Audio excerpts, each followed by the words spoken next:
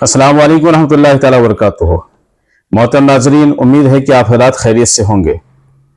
आज का सवाल यह है कि रोज़े की हालत में अगर कोई शख्स टूथपेस्ट इस्तेमाल करे या मंजन इस्तेमाल करे, टूथपेस्ट मंजन के ज़रिए से अपने दांतों की सफाई करे, ब्रश करे, तो उसकी वजह से रोज़ा हो जाएगा या रोज़ा फासिद हो जाएगा।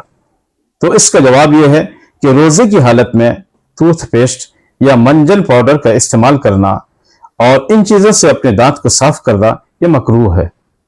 क्यों?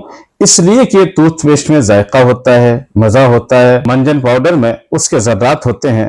गालिब इम्कान यह है कि कहीं ऐसा ना हो कि टूथपेस्ट का जायका हमारे हल्क के नीचे पहुंच जाए और मंजन पाउडर के ज़र्रात हल्क के अंदर चले जाएं, तो उसकी वजह से रोज़ा फासिद हो जाएगा।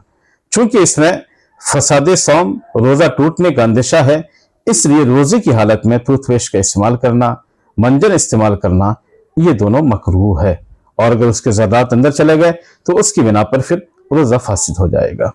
इसलिए हमारी अवाम मुस्लिमीन से, हमारे अहबाब से गुजारिश यही है कि रोज़े की हालत में टूथपेस्ट का इस्तेमाल ना करें, मंजन का इस्तेमाल ना करें, बल्कि मिसवाक करना हमारे प्यारे नबी सल्लल्लाहु अलैहि वसल्लम की प्यारी सुन्नत है।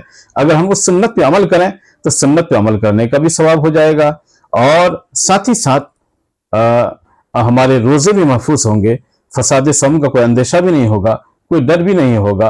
तो रमज़ान के मुबारक महीने में अगर हम नबी की प्यारी सुन्नत पे अमल कर लें तो ये बहुत बड़ी चीज़ है। इसलिए हमारे अहबाब से गुजारिश है कि आप रमज़ान के महीने में मिसवाक का इस्तेमाल करें। अब ये मिसवाक चाहे तर हो या खुश्क हो, दोनों बिला कराहत जायज़ है। ये नहीं मिसवाक अगर तर हो तो फिर उसकी वजह से रोज़ा फासिद हो जाएगा, ऐसा हरगिज़ नहीं है। मिसवाक तर हो, खुश्क हो, दोनों तरह की मिसवाक इस्तेमाल कर सकते हैं, बिला कराहत जायज़ है। व आखिर दावाना अनिल हम्दुलिल्लाहि रब्बिल आलमीन। अस्सलामु अलैकुम रहमतुल्लाहि ताला व बरकातुहू।